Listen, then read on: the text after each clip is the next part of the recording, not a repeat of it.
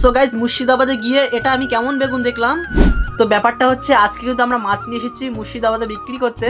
আর এখন কিন্তু তোমরা দেখতে পাচ্ছ গাড়ি থেকে মাছগুলোকে নামিয়ে নিয়ে কিন্তু পাল্লায় দেওয়া হচ্ছে মাছগুলোকে সব ওজন করার জন্য। কারণ এখন যদি মাছগুলোকে ওজন করে না দেওয়া হয় তাহলে কিন্তু আড়তে যে দাদারা মাছ বিক্রি করে এই দাদারা অন্যদের কাছে কিন্তু মাছ বেশি বেশি দিয়ে দিতে পারে। সেজন্য আর কি মাছগুলোকে সব ওজন করে দেওয়া হচ্ছে যেন আমাদের মাছগুলো কম না হয়। আর এখন কিন্তু মাছগুলো ওজন করা হয়ে গেলে মাছগুলোকে সব ট্যাঙ্কির ভিতরে দিয়ে দিচ্ছে। তারপরে কিন্তু ট্যাঙ্কির ভিতর থেকে আমনিকার মাছ নিয়ে এখানে ওজন করা হচ্ছে।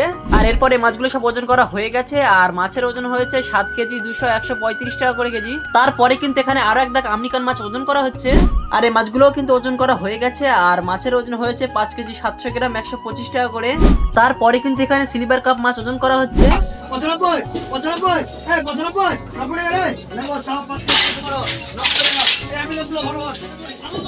তো ফাইনালি গাইস এখানে আমাদের মাছ বেচা কমপ্লিট হয়ে গেছে। আর যেহেতু আমাদের এখানে মাছ বেচা সব কমপ্লিট হয়ে গেছে সেজন্য কিন্তু আড়তের পাশের একটা সবজি বাজারে এসে দেখলাম এখানে এক দাদা সাদা বেগুন বিক্রি করছে কেজি দরে 30 টাকা করে।